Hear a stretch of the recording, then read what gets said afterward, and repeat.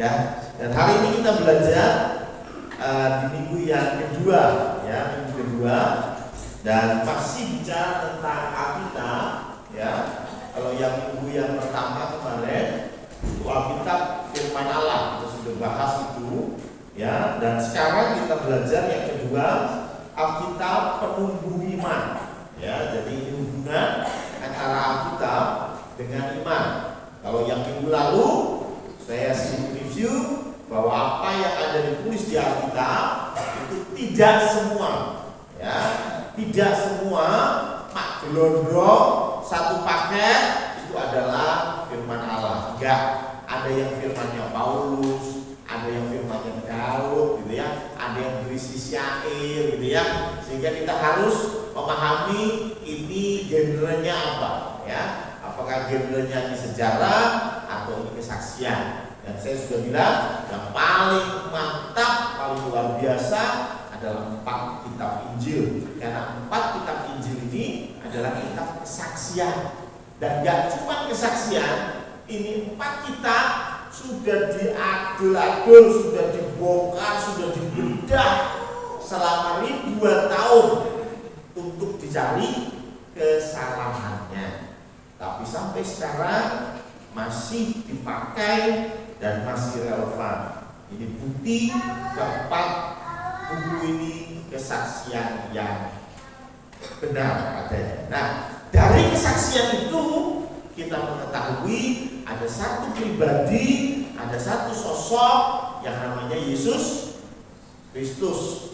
Makanya saya minggu yang lalu bilang bahwa kita ini sebetulnya gambling, ya. Kita sebetulnya nggak tahu sebenarnya Yesus Kristus itu pencipta dunia atau enggak.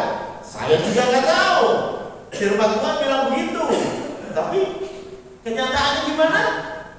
Ya nggak tahu. Tapi kalau saya disuruh tanya, kenapa dulu saya keluar tidak percaya kepada Alkitab dan sekarang saya jadi pendeta? Jawabannya sederhana, karena Yesus Kristus baik. Cukup. Ngapain kita berdebat masalah Yesus Kristus itu siapa? Yang penting dia baik, ya. Kalau saya bilang, saya berkata bahwa mama saya namanya Siti Subiarti. Apa saya pernah lihat waktu saya lahir benar-benar dari mama saya? Saya juga sudah nggak tahu. Saya nggak ngerti. Apakah ada bukti nyata tes DNA? Saya juga nggak tahu. Tapi satu hal yang saya tahu, Raden Roro Siti Subiarti itu baik. Cukup. Itu membuat saya mengatakan dia ibu saya. Ya, ya, orang lain mau bilang apa? Warna kulitnya beda. Ya itu peduli amat, ya. Itu saya nggak peduli, ya. Tapi intinya itu yang kita pelajari minggu lalu, ya. Jadi Alkitab itu memang ada yang isinya firman Allah, betul-betul firman Allah, ada yang enggak, ya. Ada yang hanya sejarah. Nah, sekarang kita bicara tentang Alkitab sebagai penumbuh iman, ya. Alkitab penumbuh iman. Dan pertama kita belajar dulu iman itu apa, ya. Coba kita buka Ibrani 11 ayat 1, di mana ini Alkitab sendiri menjelaskan tentang iman, ya. Ibrani 11 ayat yang pertama, ya. Pak Diaken Danu yang melayani kita di LC luar biasa, ya. Iman adalah dasar dari segala sesuatu yang kita harapkan dan bukti dari segala sesuatu yang tidak kita lihat, ya. Jadi iman itu segala sesuatu yang tidak kita lihat, namun kita percaya bahwa itu pasti terjadi atau sudah terjadi. Saya pakai 2 tempo waktu, ya. Pasti terjadi di depan atau sudah pernah terjadi ke belakang. Seperti tadi contohnya, saya ini anaknya Pak Joko Purnomo. Itu kan iman saya ke belakang, ya. Itu iman saya ke belakang. Kan sudah pernah terjadi, tapi saya nggak tahu, kan. Ya, betul kan saya nggak tahu, ya. Tapi itu iman saya ke belakang. Tapi kalau saya percaya, oh nanti Yesus Kristus akan datang yang kedua kali, berarti itu iman saya ke depan, ya. Jadi apa yang iman? Definisi dari iman adalah dasar, dan dasar untuk apa? Yang belum kita lihat, yang Dan jangan dipikir iman ini hanya konsumsi orang-orang religius atau konsumsinya agama. Enggak. Iman ini itu juga konsumsinya banyak orang, bahkan di luar konteks agama. Seperti saya bilang tadi, saya ini punya iman bahwa Pak Joko Purnomo dan Bu Siti Subianti adalah orang tua saya. Itu iman. Kan saya nggak tahu. Saya nggak pernah lihat, saya nggak pernah tes DNA. Itu iman. Ya? Itu iman. Contoh lagi, misalnya ada di sini yang ahli fisika, matematika mungkin, ya. Ketika seorang insinyur mendesain sebuah mesin, dia hanya begitu, ya. Dia desain sedemikian rupa, atau mungkin bangunan, ya, tentang bangunan sipil, ya, engineering sipil, ya.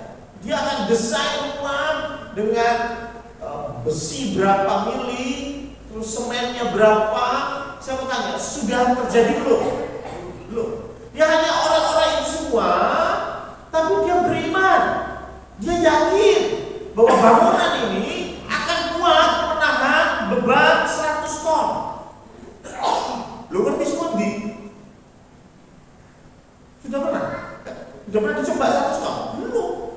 Ini jembatan yang saya buat ini akan bertahan 100 tahun, tahan gempa. How do you know? Ya, sudah dibuktikan belum? Kalau betul-betul ada gempa dan kemudian gempa itu sesuai dengan perhitungan dia berapa skala Richter dan ternyata gedung itu nggak runtuh, itu baru pembuktian. Itu belum lagi, itu sudah beyond iman, itu lebih dari iman, betul ya? Kenyataan, gitu ya. Tapi kalau itu belum terbukti, itu sebetulnya baru iman. Jadi sebetulnya iman itu ada di dalam segala hal. Manusia sudah beberapa kali bersinggungan dengan iman, walaupun dia tidak beragama sekalipun. Ya, kata-kata yang sekarang ini lagi heboh, Rocky Gerung, ya. Dia pun sebetulnya punya iman. Problemnya bukan iman kepada Tuhan, gitu kan? Tapi dia punya iman, ya. Oh, kalau presidennya begini, nanti begini, ya itu kan iman, ya. Punya teori sendiri, dia bayangkan itu semua, ya, dia perhitungkan kalkulasi, kemudian dia sampaikan itu, betul ya? Seorang insinyur juga lakukan itu, ya. Jadi iman ini bukan hal yang di awang-awang, gitu ya. Orang teknik, orang sains, mereka juga perlu iman. Ya. Bagaimana seorang Elon Musk mendesain sebuah roket yang bisa terbang di luar angkasa dengan perhitungannya macam-macam? Dia punya iman? Punya. Kalau nggak punya iman, bagaimana dia bisa kucurkan sekian miliar dolar untuk proyek itu? Ya, dia punya iman. Masalah ini berhasil atau enggak? Ya, itu nanti. Setelah ada pembuktian, baru ini berhasil atau ini tidak berhasil. Tapi selama itu belum dibuktikan, selama itu belum data, itu disebut iman. Itu memang apa? Korintus 13, 1 Korintus 13 yang bicara tentang kasih, di ayat terakhir berbicara apa? Akan dari ketiga-tiganya. Iman, pengharapan, dan kasih. Jadi yang terbesar diantaranya adalah kasih. You know kenapa? Karena iman pada suatu hari nanti akan hilang. Loh, iman kok hilang? Iya. Karena iman ini akan digantikan dengan realita. Ya? Sekarang ini kita mengenal Tuhan itu sama-sama. Firman Tuhan bilang gitu ya. Tapi nanti kita akan melihat Tuhan muka dengan muka. Maksudnya apa? Betul-betul mengenal. Gitu ya. Sekarang ini kita masih sama. Itulah mengapa kita perlu iman. Tapi kalau sudah ketemu muka dengan muka, kita sudah nggak perlu iman lagi karena itu kenyataan.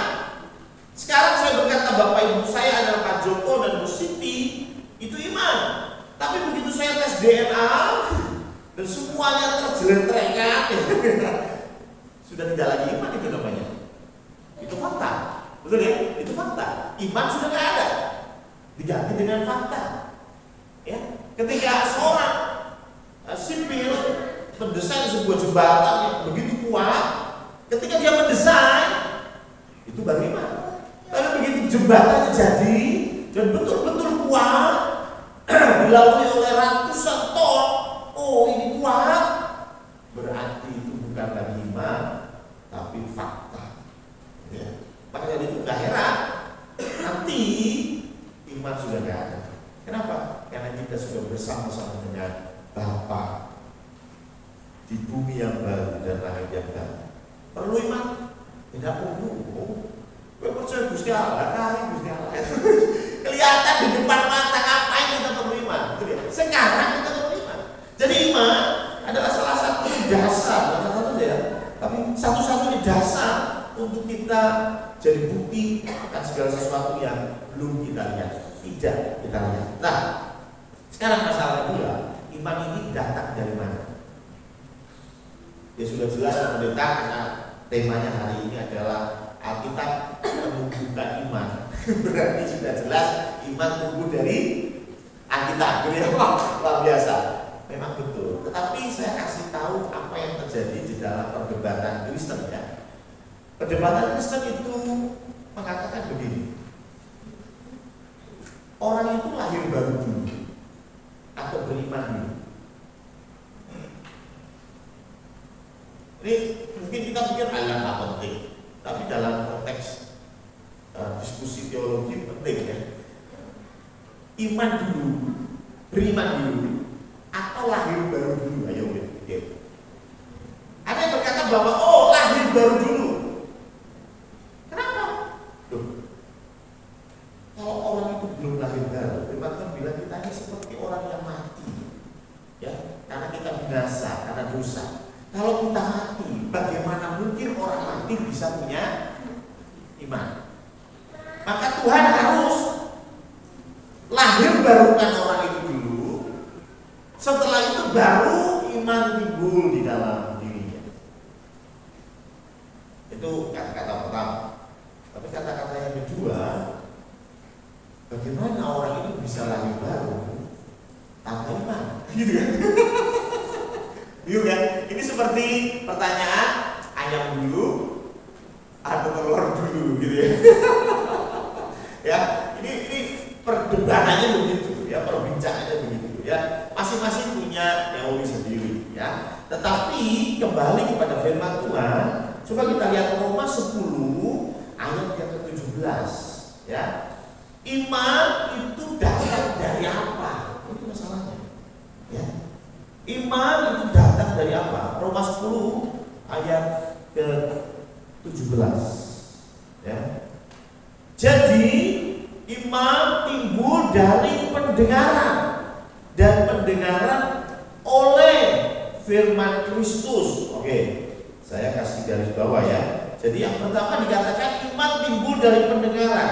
Pendengaran ini bukan hanya pendengaran bicara konteks kuping atau telinga, tetapi pendengaran ini berbicara tentang informasi yang masuk. Makanya jangan pernah berkata, oh kalau begitu orang tuli tidak akan bisa beriman, karena mereka tidak bisa mendengar. Hello, ya kan? Nah, ini rotok sedap. Ya, jadi iman timbul dari pendengaran. Itu bukan bicara pendengaran benar-benar harus kuping, tetapi informasi yang masuk. Bisa dari membaca, bisa betul-betul mendengar, bisa juga melihat, bisa juga pengalaman pribadi. Nah, ini semua iman timbul dari pendengaran. Tapi pendengaran apa? Pendengaran oleh firman Kristus. Ini agak bingung ya. Iman timbul dari pendengaran. Oke. Jadi dari informasi yang masuk. Dan pendengaran oleh firman Kristus. Kita agak bingung karena terjemahan kita memang sudah 50 tahun usianya. Makanya saya bicara ya, terjemahan baru yang kita punya itu sebenarnya nggak baru ya. Karena terjemahan yang kita punya adalah 50 tahun usianya, 1974 ya. Nah, saya coba nggak tahu di Alsidian enggak, bahasa Indonesia masa kini ya. Dalam terjemahan bahasa Indonesia masa kini ini sedikit bisa menjelaskan ya. Ini kalau ini ada bingung dan pendengaran oleh firman Kristus. Maksudnya begini. Nah, saya bacakan bahasa Indonesia masa kini. Itu sebabnya orang-orang menjadi percaya karena mereka mendengar berita, dan berita didengar karena ada orang yang memberitakan tentang Kristus. Makanya disebut dengan pendengaran oleh firman Kristus. Jadi iman timbul tidak hanya sekedar iman yang dengerin tentang firman Kristus, tetapi ada orang yang memberitakan tentang Kristus. Bukan firman Kristus, tapi tentang Kristus. Bukan kata-katanya Kristus, tetapi tentang Kristus itu sendiri. Saya pernah bilang bahwa saya pernah tidak percaya Alkitab. Saya pernah tidak ke gereja yang sudah sepuh-sepuh pasti tahu ya. Pak Marno itu pasti ngerti kelakuanku dulu ya. Pak Gun juga pasti tahu ya kelakuan saya dulu bagaimana ya. Kalau Yuna nggak tahu ya, mending nggak usah tahu ya. Tapi pertanyaannya, kenapa saya bisa begitu? Ya seperti yang saya bilang, saya ketika membaca Alkitab fokus kepada hal yang salah. Ya kan? Fokusnya apa? Oh, lah masa laut itu dibelah. Masuk akal enggak? Tidak. Masa tembok dikelilingi sambil berangkok ambruk. Masuk akal enggak? Enggak. Sehingga saya pada kesimpulan Alkitab nggak masuk akal. Itu kesimpulan saya. Tapi sebetulnya salah, karena iman tadi timbul dari pendengaran, dan pendengaran tentang Kristus. Jadi ketika kita membaca Alkitab, yang jadi fokus kita bukan ceritanya Yosua memimpin bangsa Israel. Yang jauh lebih penting, apakah kita mengenal Kristus?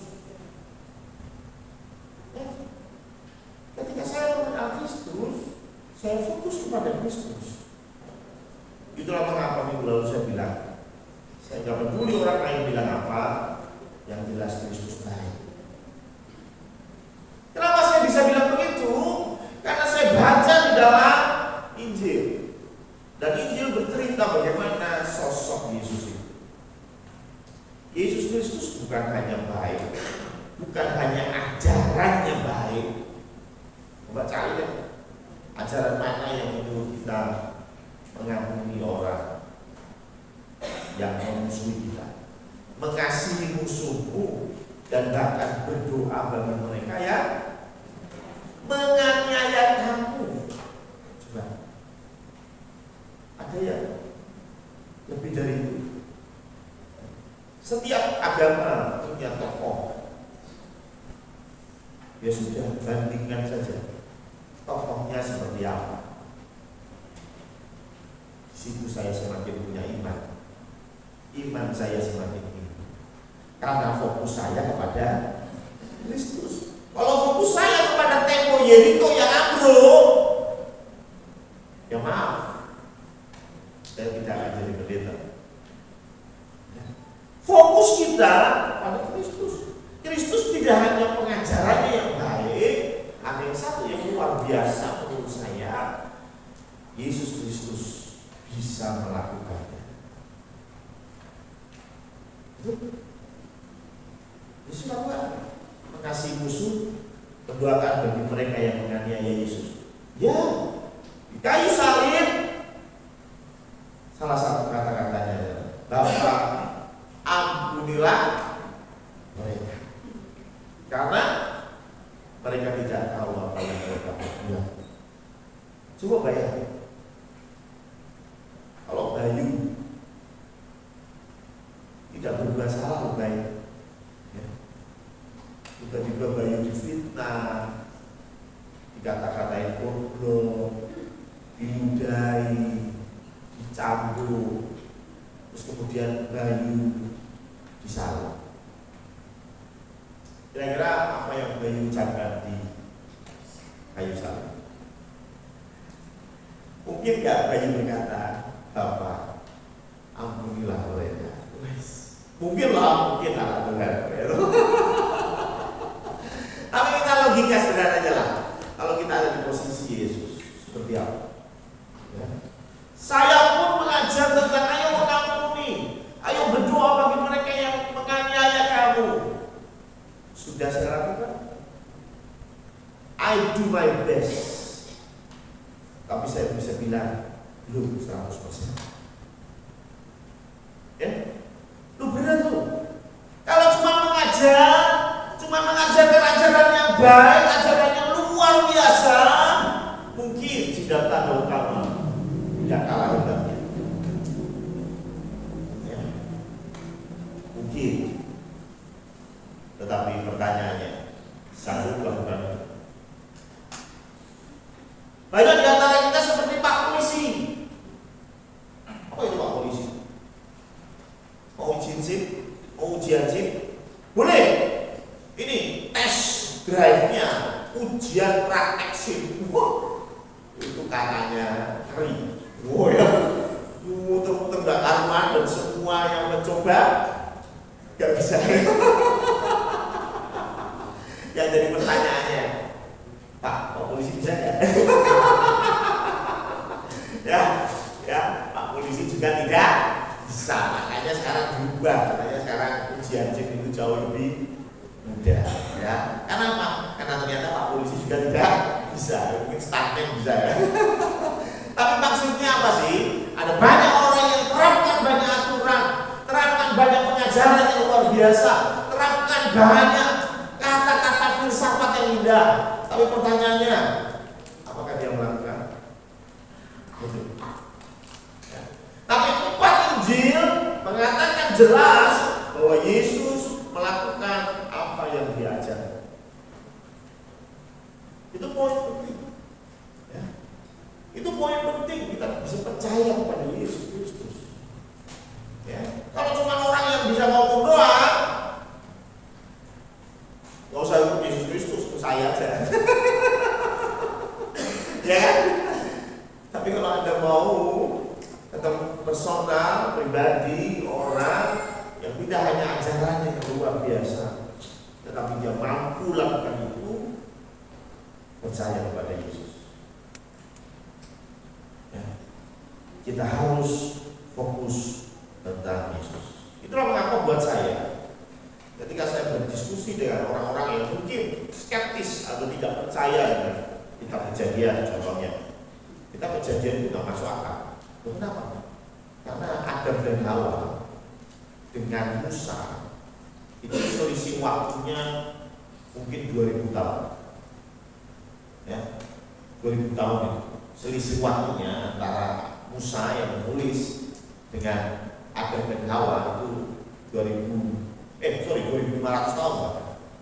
Selisihnya 2500 tahun. Jadi bayangin Om menulis sebuah buku bercerita tentang kejadian pada tahun 500 sebelum Masehi. Pertanyaannya, kok ya ngerti ngomong piye? Wah, ini didebat banyak hal, ya. Ada yang berkata, wah ini berarti kita kejadian nggak masuk akal. Saya tidak percaya sama kita kejadian dan lain sebagainya. Buat saya itu oke. Anda nggak percaya tentang kejadian, tidak masalah. Karena buat saya yang sangat penting 4 Injil bicara tentang kesaksian. Itu enggak? Ya, setelah itu kemudian saya jadi percaya kejadian ya puji Tuhan. Tapi yang paling penting dari sebuah buku yang namanya Alkitab, buat saya 4 kitab ini. Karena 4 kitab ini bicara tentang kesaksian. Nah, kenapa ini penting? Karena iman tadi timbul dari pendengaran. Dan ini bicara apa? Bicara ketika kita beriman, maka kita harus melibatkan pikiran. Ya. Firman Tuhan bilang bahwa kasihlah Tuhan Allahmu dengan segenap hatimu, segenap akal budimu. Jadi pengasihi Tuhan itu enggak wis pokoknya percaya. Nah gitu. Ada yang berkata, oh nggak usah dipikir dengan logika. Memang iman itu di luar logika. Ya, saya kembali kepada seorang insinyur yang dia punya iman bahwa jembatan yang dia bangun pasti akan bisa menahan beban 100 ton misalnya. Kenapa dia bisa mengatakan itu? Belum.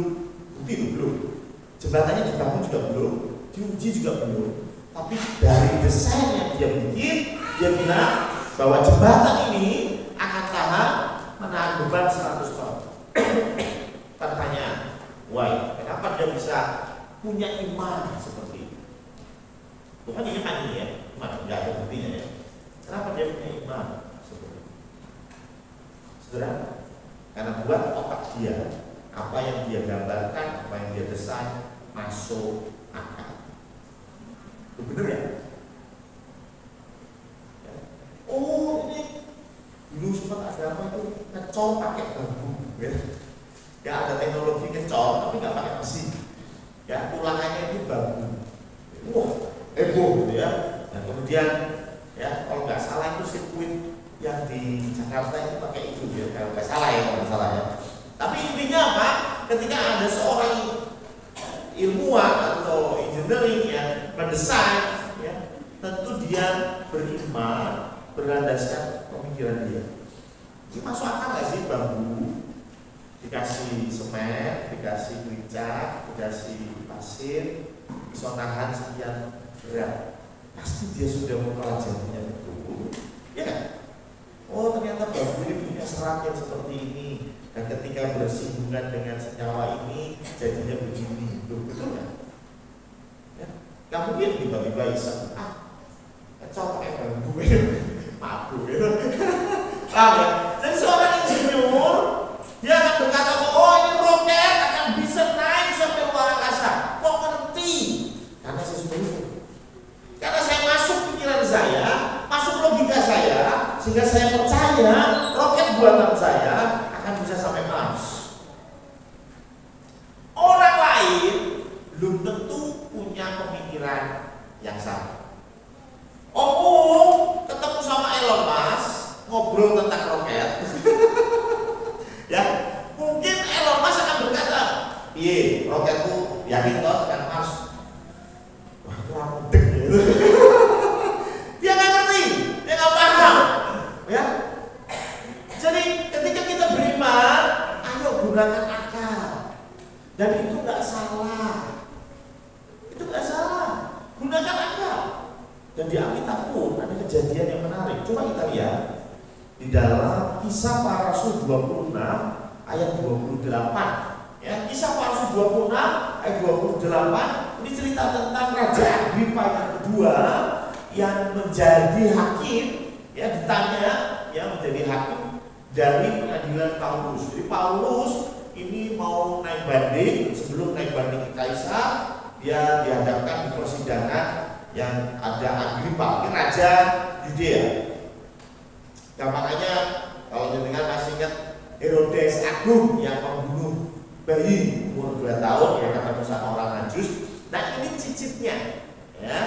Jadi nggak cuma cucunya, tapi cicitnya. Ini namanya Raja Agripa yang kedua, ya. Jadi buka Kisah Para Rasul 26 ayat 28. Dan ketika Paulus datang, Paulus punya hak jawab, ya. Kenapa dia lakukan tanda kutip, ya, dalam konteks Yahudi penyesatan, ya. Kenapa Paulus mengatakan bahwa Yesus Kristus itu adalah Mesias? Dia menjelaskan banyak hal.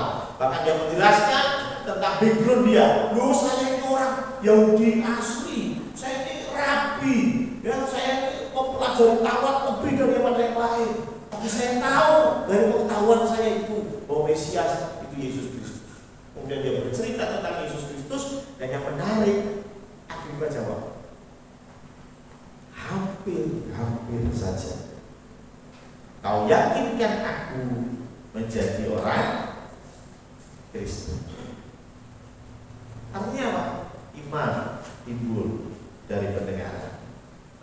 Yesus Kristus. Dan orang akan pikir, kalau masuk pikirannya dia akan terima Kristus. Kalau nggak masuk pikirannya dia, maka dia akan bilang seperti Agripa, hampir. Ya, hampir saja kau yakinkan aku menjadi orang Kristen. Betul. Artinya iman itu berpikir, nggak terus langsung tiba-tiba, ayo, lu percaya orang Gusti Yesus? Belum. Ya, mungkin di tempat lain begitu. Ya, mau masuk ke agama tertentu, tinggal ngaku aja beres. Tapi maaf, di Kristen nggak gitu. Anda mau jadi Kristen, mau dibaptis, nggak terus pendeta senang, haleluya mau dibaptis, sini coba baptis. Anda harus belajar. Betul ya? Kalau di sini yang sudah baptis, belajar dulu, ya toh? Ya, nggak langsung baptis ya Anda ya. Belajar dulu, yang ibu datang, belajar tentang apa? Kristus. Setelah selesai 3 bulan katekisasi, monggo, percaya syukur, koyong ini hampir saja. Ya, atau benar-benar belas nggak masuk akal ini Yesus Kristus. Ya silakan. Karena iman itu tidak bisa lepas dari cara pikir kita. Ya. Maka dari itu perlu kita menjelaskan. Ya. Gak seenak udel, menjadikan orang lain Kristen gampang, kasih sembako dan Kristen. Jadi Kristen model apa gitu? Dikasih sembako, terus dia jadi Kristen. Ini model apa? Ya? Harusnya ketika dia punya iman, dia mengerti kenapa dia punya iman. Ya. Dan yang menarik, iman itu kemudian menjadi dasar. Coba kita buka 2 Petrus 1 ayat 5 sampai 7. 2 Petrus 1 ayat 5 sampai 7. 2 Petrus 1 ayat 5 sampai 7. Justru karena itu kamu harus dengan sungguh-sungguh berusaha untuk menambahkan kepada imanmu kebajikan. Jadi pertama iman, dan iman ini akan melahirkan kebajikan. Dan kepada kebajikan pengetahuan. Setelah ada kebajikan, ada pengetahuan. Ayat 6. Dan kepada pengetahuan ada penguasaan diri. Dan kepada penguasaan diri ada ketekunan. Dan pada ketekunan ada kesalehan. Dan kepada kesalehan kasih akan saudara-saudara. Dan kepada kasih akan saudara-saudara, kasih akan semua orang. Ya, makanya saya bilang, kalau kau nggak bisa mengasihi pasanganmu, kalau kau nggak bisa mengasihi istrimu, kau nggak bisa mengasihi suamimu, yang gugup berdua, makan berdua, mikiri genteng bocor berdua, kau nggak bisa mengasihi dia. Nggak usah bicara mulut-mulut mengasihi orang lain. Yang aku akan bilang, kita mengasihi saudara-saudara dan kepada kasih akan saudara-saudara baru muncul kasih akan semua orang. Ya toh? Kalau kau nggak bisa mengasihi, kau nggak bisa mengampuni anakmu yang kurang ajar selama puluhan tahun, kau nggak bisa mengasihinya, kau nggak bisa mengampuninya. Bagaimana kau bisa mengampuni orang lain? Make sense? Begitu juga saya selalu bilang, kalau kau dengan sadar dan dengan keyakinan penuh dan dengan tempo yang sesingkat-singkatnya, engkau bisa mengkhianati pasanganmu, maka saya heran kalau engkau bisa mengkhianati bangsa dan negara. Ya kan? Pasanganmu aja mau mengkhianati ya. Apa benar bangsa dan negara? Pasangan aja mau mengkhianati ini kalah. Ya, betul ya. Dulu ada calon ketemu saya, Pak Takon sih.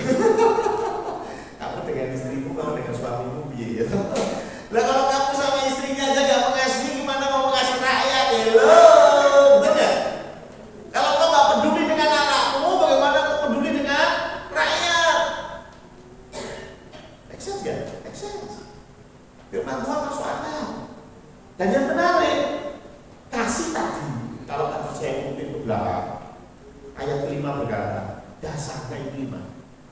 Ya toh? Iman pada kebajikan, kebajikan pada pengetahuan, pengetahuan pada penguasaan diri pada ketekunan, ketekunan kepada kesalehan, kesalehan pada kasih.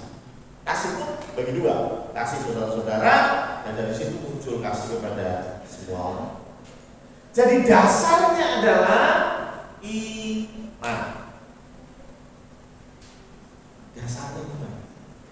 Maaf, kalau sebuah bangunan, maka iman itu fondasinya. Gak kelihatan, terkubur di dalam tanah, nobody. Ya, tapi kasih itu apa? Catnya. Kasih itu apa? Bentuk bangunannya. Kasih itu apa? Ornamennya yang terlihat jelas oleh orang. Setuju? Itu mengapa Yakobus berkata, iman tanpa perbuatan mati.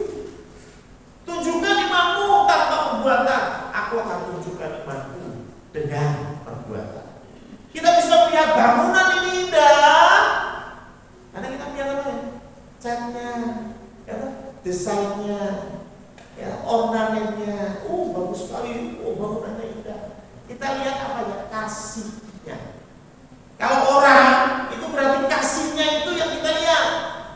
Perbuatannya itu perbuatan kasih. Kalau kita baca di Yakobus 2, itu jelas sekali perbuatan itu bukan maaf ya, kadang-kadang kan maaf ini bukan berarti 100% salah. Karena iman itu harus dengan perbuatan. Apa maksudnya? Berarti punya iman ya? Kalau tanah sebelahnya akan jadi milik gereja, punya. Mulai besok kita ini 7 kali doa tentang tanah. Pasti tanah itu akan jadi milik gereja. Karena iman harus disertai dengan perbuatan. Perbuatan itu maksudnya adalah perbuatan kasih, bukan perbuatan hubung-hubung tanah wong, paham ya? Kalau nggak percaya, buka deh, saya udah baca saya. Ya, ini saya ada di yang kedua yang 14 sampai 22, baca sendiri lah ya. Jadi konteksnya perbuatan adalah kasih. Yang iman ini pasti membawa kita kepada kasih. Iman adalah dasarnya, dan yang akan dilihat orang itu kasih. Perbuatannya itu kasih. Ada nggak bangunan? Ada nggak bangunan yang kelihatannya indah, kelihatannya luar biasa, tapi sebetulnya fondasinya hancur? Ada nggak? Jujur, ada. Firman Tuhan juga bilang ada 2 rumah. Ada 1 rumah dibangun di atas batu, ada 1 rumah dibangun di atas pasir. Berarti kan ada gitu ya. Entah orang tolol mana, tapi ada. Tapi ada. Pertanyaannya, bangunan yang indah itu yang terlihat oleh orang lain berarti sama seperti ada orang-orang yang terlihat mengasihi. Terlihat mengasihi. Sebetulnya tidak punya iman. Karena dasarnya kan iman. Sebetulnya dia nggak punya iman, tapi dia bisa mengasihi. Loh, kok bisa? Bisa. Itu yang saya bilang perbuatan duniawi. Kita mengasihi orang yang mengasihi kita. Betul ya? Ya, kita mengasihi orang yang mengasihi kita. Tadi saya bilang apa? Pengunjuknya juga bisa. Ya, begal juga bisa lakukan itu. Ya, perampok juga bisa lakukan itu. Ya, artinya itu kasihnya dunia. Ya. Suami mengasihi istri, kenapa? Bojoku gajinya oke. Ya, istrinya gajinya lebih banyak dari suami. Jadi suaminya tuh, gimana sayangku? Ya, ya, istri pulang itu, rumah sudah disapu, dipel bersih. Ya, kita kirain mau suami yang luar biasa. Ternyata karena istrinya gajinya gede ya. Tapi whatever, ini terjadi. Ya, ada orang-orang yang kelihatannya luar biasa mewah, kelihatannya mengasihi, kelihatannya peduli, tetapi nggak punya iman. Dan itu terlihat dari apa? Kualitas kasih. Tadi itu hanya mengasihi yang mengasihi. Keluar dia mengasihi semua orang keimanan, tapi bojone dhewe ora diuji. Ada yang begitu? Ada ya? Boleh angkat-angkat yang begitu? Janganlah ya. Kita kan tahu siapa aja ya. Tenang, saya tahu ya. Jadi intinya apa? Loh, ada nggak yang kasihnya luar biasa tapi nggak punya iman? Ada. Loh, tapi dia orang Kristen loh, berarti punya iman. Kata siapa? Ada banyak orang Kristen yang datang ke gereja hanya karena statusnya Kristen. Ya jujur piye? Aku anak itu ya, seorang ini gereja. Puji Tuhan, adik saya dari dulu kecil sampai besar ke gereja terus ya, nggak kayak saya yang seperti lah. Ya, tapi jangan jadikan patokan orang yang ke gereja terus pasti beli iman. Nah, terus patokannya apa? Kasih. Yakobus bilang apa? Loh, imanmu itu bisa dibuktikan kalau kamu punya kasih. Kan gitu kan? Jadi kalau kamu mau membuktikan imanmu, korelasinya kasih. Kasih yang apa? Kasih yang betul-betul kasih, bukan kasih yang hanya mengasihi orang yang baik, mengasihi orang yang jengkeli, mengasihi suamiku yang mungkin baunya sudah kayak kambing gak mandi 2 tahun. Ya, saya dapat laporan ada yang protes, bojoku iki mambu lho. Kok iso mambu? Ya wis tuwa ya lho. Ya wis ya lho.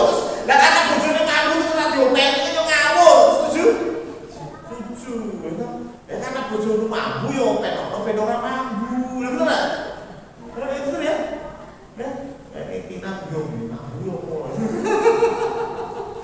Ya, jadi kalau kita punya kasih yang betul-betul kasih, tidak usah kita lihat bagaimana dia melakukan kepada orang, tapi lihat saja kasih akan saudara-saudara. Itu dulu deh.